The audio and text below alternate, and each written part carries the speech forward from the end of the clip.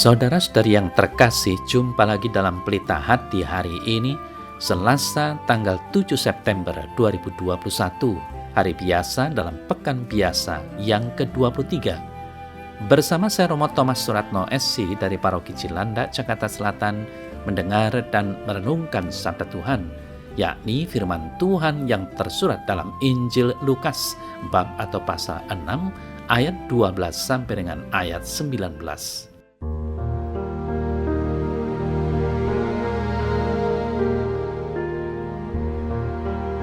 Sekali peristiwa, Yesus mendaki sebuah bukit untuk berdoa.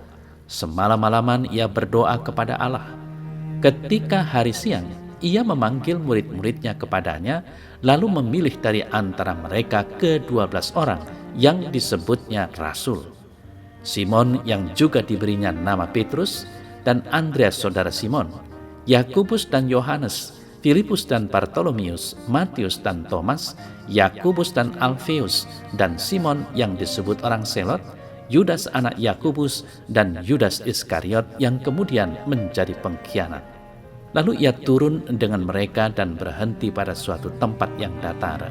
Di situ berkumpul sejumlah besar dari murid-muridnya dan banyak orang lain yang datang dari seluruh Yudea dan dari daerah pantai Tirus dan Sidon. Mereka datang untuk mendengarkan dia dan disembuhkan dari penyakit mereka. Juga mereka yang dirasuk oleh roh-roh jahat beroleh kesembuhan. Dan semua orang banyak itu berusaha menjamah dia, karena ada kuasa yang keluar daripadanya, dan semua orang itu disembuhkannya.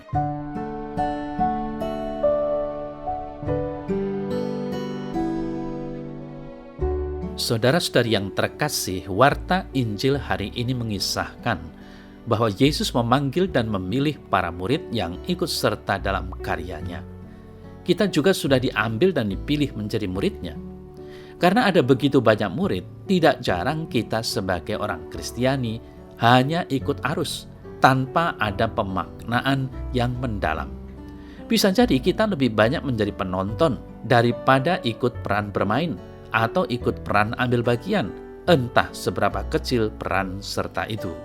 Saudara-saudari yang terkasih, para murid yang dipanggil bukanlah orang-orang yang menyandang gelar dan status hebat dalam masyarakat.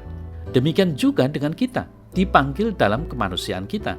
Saat inilah kemanusiaan itu kita perjuangkan supaya menjadi bagian yang ilahi, menjadi bagian yang kudus. Kita kembalikan martabat kekudusan kemanusiaan kita. Saudara-saudari yang terkasih, mari kita belajar juga seperti orang banyak dalam kisah hari ini. Mereka datang untuk mendengarkan dia dan untuk disembuhkan dari penyakit mereka. Juga mereka yang dirasuk oleh roh-roh jahat beroleh kesembuhan. Dan semua orang banyak itu berusaha menjamah dia karena ada kuasa yang keluar daripadanya dan semua orang itu disembuhkannya. Semoga kita tidak takut untuk datang kepada Tuhan dan merasakan kuasa-kuasa yang Ia alirkan bagi kita. Saudara-saudara yang terkasih, di samping itu semua, warta Injil hari ini juga menggambarkan semacam rangkuman dari karya Yesus dan para rasul. Setelah dipilih, para rasul menjalankan karya pewartaan bersama dengan Yesus. Karya mereka terjadi di bermacam daerah. Ada banyak orang yang datang kepada mereka. Yesus menyembuhkan orang-orang yang sakit dan juga mengusir roh-roh jahat, yang kelihatan maupun yang tidak kelihatan takluk kepada mereka. Penginjil Lukas mengatakan bahwa ada kuasa yang keluar dari Yesus dan semua orang disembuhkan. Saudara-saudari yang terkasih, dalam arti sempit kita bisa mengatakan Yesus berkarya bersama dengan tim. Yesus tidak berkarya sendirian. Dia melibatkan 12 rasul dalam karyanya. Mereka saling membantu, meneguhkan dan berjalan bersama. Mengumpulkan mereka, membekali, mengajar dan melibatkan mereka dalam seluruh karya. Pasti juga ada pembagian tugas bagi mereka masing-masing. Yang jelas mereka bekerja sebagai tim. Saudara-saudari yang terkasih, kita bisa memasukkan nama kita ke dalam bilangan tim Yesus ini. Atau malahan kita bisa meniru apa yang dilakukan Yesus dan para muridnya. Dalam segala bidang karya kita Lebih-lebih dalam usaha untuk mengembangkan gereja dan negara. Kita mempunyai tugas masing-masing. Kita juga perlu untuk membentuk tim untuk karya kita. Bekerja bersama tim akan menghasilkan buah yang baik, maka diperlukan kejelian untuk bekerja sama.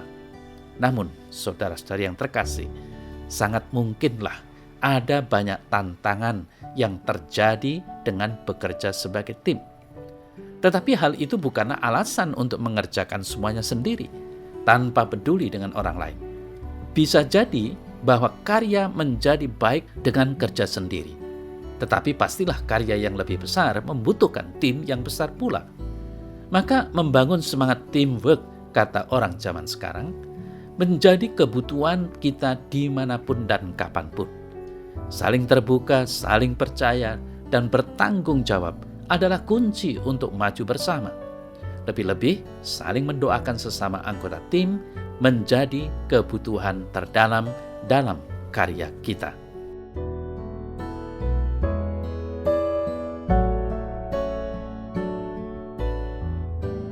Dalam nama Bapa dan Putra dan Roh Kudus. Amin. Ya Tuhan, semoga aku mampu bekerja bersama dengan orang lain. Semoga aku berani untuk membuka diri dan mampu memahami orang lain dengan baik. Kuatkan imanku agar aku berani datang kepadamu. Mampukan aku untuk senantiasa menimba rahmat kebijaksanaan-Mu. Semoga aku mampu untuk menjadi murid-Mu yang bijaksana. Tuhan, sembuhkan dan bebaskan aku dari berbagai belenggu yang mengekang hidupku. Amin. Dalam nama Bapa dan Putra dan Roh Kudus.